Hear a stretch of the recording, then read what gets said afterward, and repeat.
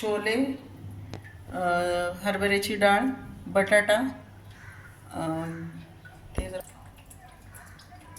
बटाटा उकडून घ्यायचा, हरभऱ्याची डाळ उकडून घेतली आहे, छोले उकडून घेतले. ही डाळ अशी चाळणीत उलटी करून चाळणी टाकून घ्यायची, म्हणजे पाणी नाही राहिलं पाहिजे. बटाटा आहे, हा उकडून घेतलेला बटाटा आहे, त्यात आपण उकडून घेतलेली ही डाळ आहे, ही मिक्स करायची आहे.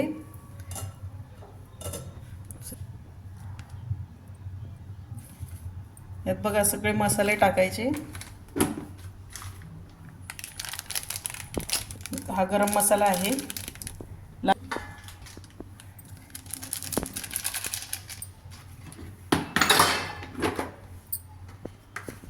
मीठ टाकायचं,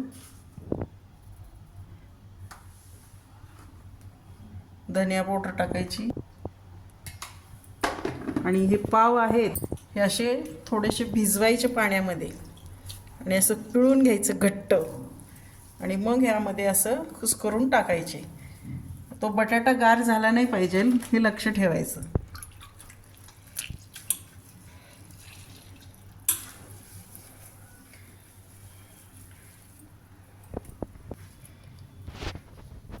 रगडा पॅटीस करतोय आपण, हे जे पिंपरी कॅम्पात भेटतो आमच्या.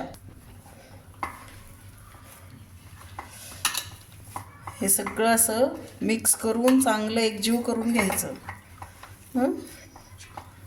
आणि हा बटाटा अजिबात गार नाही झाला पाहिजे. गार झाला तर ते पूर्ण आपलं सारण पातळ होऊन जाईल.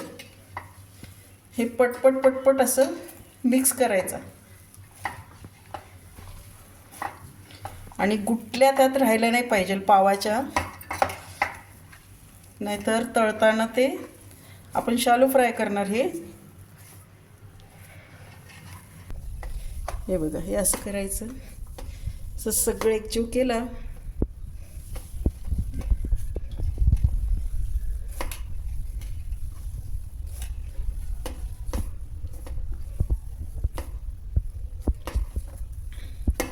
असं थोडं थोडं थोडे थोडे छोटे छोटे असे बॉल करून घ्यायचे ह्याचे.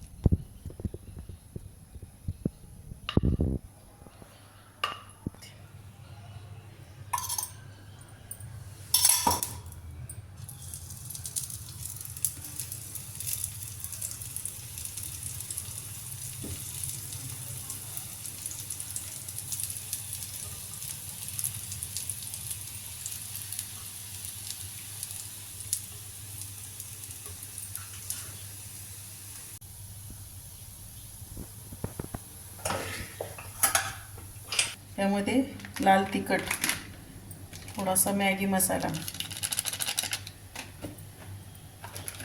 थोडासा गरम मसाला, थोडं धनिया पावडर, आपल्याला लागेल तेवढंच मीठ. हा बटाटा असा कुस्करून टाकायचा, आणि या रगड्याला फोडणी वगैरे काही द्यायची नसती. हा रगडा असाच करायचा, असा मिक्स करायचा फक्त.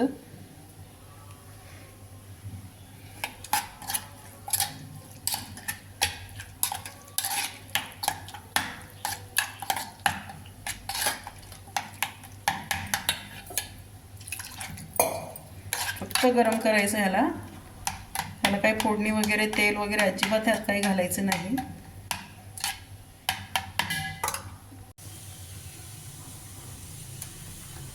ही ह्यावरती हिरवी चटणी आणि ही गोड चटणी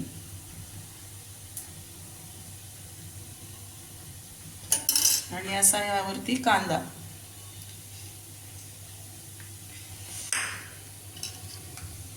ह्याला तुम्ही पावाबरोबर खाऊ शकता किंवा कसंही तुम्हाला जसे आवडेल तसं.